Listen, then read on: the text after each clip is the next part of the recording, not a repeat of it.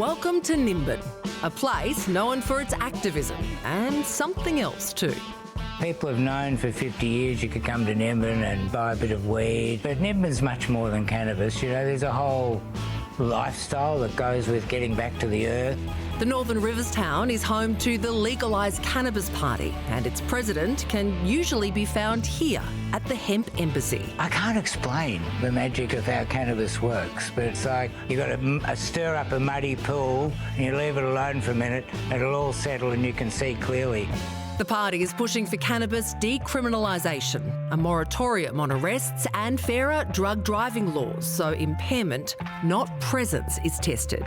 We need to then open up dispensaries and be able for people to go and access it from a retail store, just like it's happening all over America and Canada.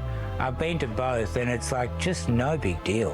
While medical cannabis is legally available to patients with prescriptions, recreational use remains illegal across most of Australia, except in the ACT, where adults can possess up to 50 grams and have 2 plants each. Research also shows that around 50% of Aussies support the legalisation of growing cannabis at home. I would be just terrible if that's not legal within 5 years, and it might be quicker, maybe a year or two. It's so political and it shouldn't be political at all, you know, this is a health issue. The party currently has 4 sitting members across the country, and at the last federal election, it received 2 to 7% of the Senate vote in most states and territories, just missing out on a seat in Queensland to Pauline Hanson.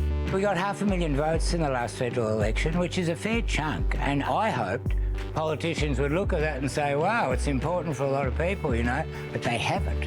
So if we could put someone in Canberra, surely they'd start to take notice. Legalise Cannabis also achieved one of its best results in Queensland's state election last year, receiving an average of 4.96% of the primary vote in the 29 seats it contested. Labor also told voters to preference the party second in most electorates. It's a stunning result given that I assume that they had virtually no money for advertising. I don't know if it'd be fair to say it's an achievement for that party.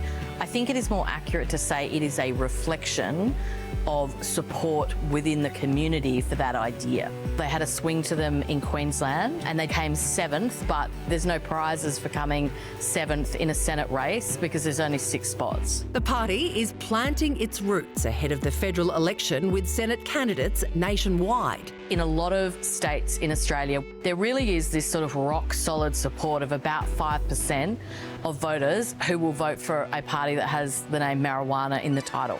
Belinda Jones is vying for a spot in the Senate. She was drawn to the party after medicinal cannabis cured her back pain. They believe in personal freedoms, bodily autonomy, civil liberties, social justice. How are you? I'm Belinda Jones. Nice to meet you. Have you heard of Legalise Cannabis before? I mean, You've heard of it, I've heard of it. Yeah, I'm all for it, 100%. Yeah. Have you heard of us before? I certainly have, yes. Wonderful. Belinda says if she's voted into the Senate, she'll campaign for federal intervention on the housing crisis, more support for veterans and changes to how authorities tackle crime. But the highest priority on her agenda is cannabis. We will give people the choice when they come home after work to have a beer or have a joint.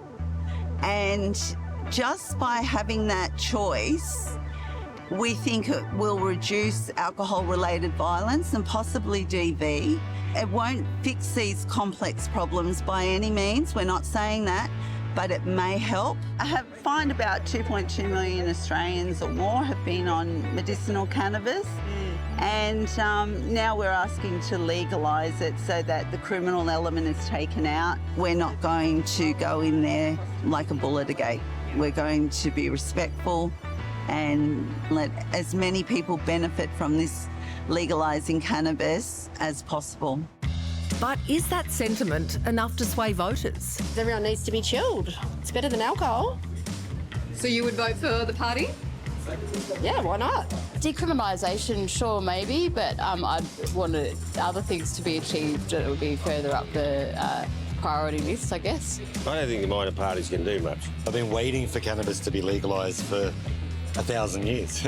I believe they only want to legalise it just so that they can tax it more heavily. I've been practising medicine in Australia for about 20 years now, I think the drug itself should be decriminalised. I prefer clean living and trying to use as little drugs as possible. I mean, it's just a natural plant, so what's the harm in it? Yeah, they do worse things out there. I mean, cigarettes are worse, alcohol's worse, but I mean, sure, yeah, vote one. If the party is elected, it doesn't mean cannabis will immediately be decriminalised. I think there are people that are concerned in Canberra about whether or not it actually sends a big green light to kids and minors that it's okay to smoke marijuana. Yes, of course, there will always be people that say that marijuana has been a positive for them, but there is, I think, many people who believe that there is a dark side to marijuana and that we shouldn't brush it away as something that is a soft drug not to be concerned about. You remember no one has ever died from cannabis use, ever. Kids can go into the bathroom and get hold of mum's pills. Much more dangerous.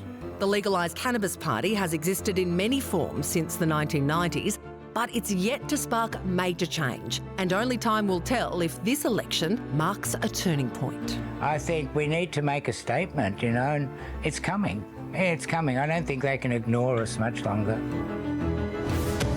I think medicinal marijuana I'm all for. You've heard too many stories of people who've been really positively impacted by that with chronic pain, all sorts of things, and I think that's a really good thing. We should be open to that. I also think decriminalisation is a good idea.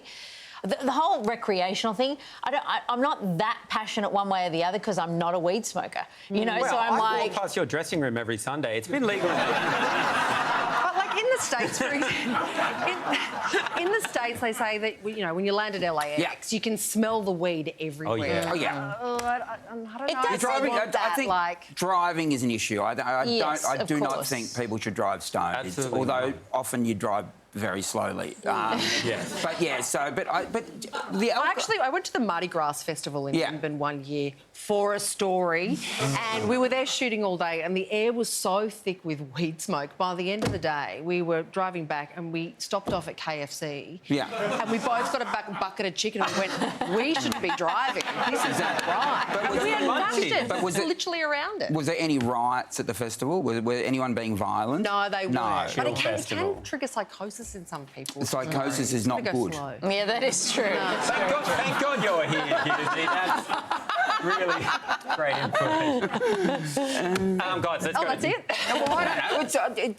The argument that it's probably less harmful than alcohol. Yeah, is a pretty of course. strong Yes, argument. definitely.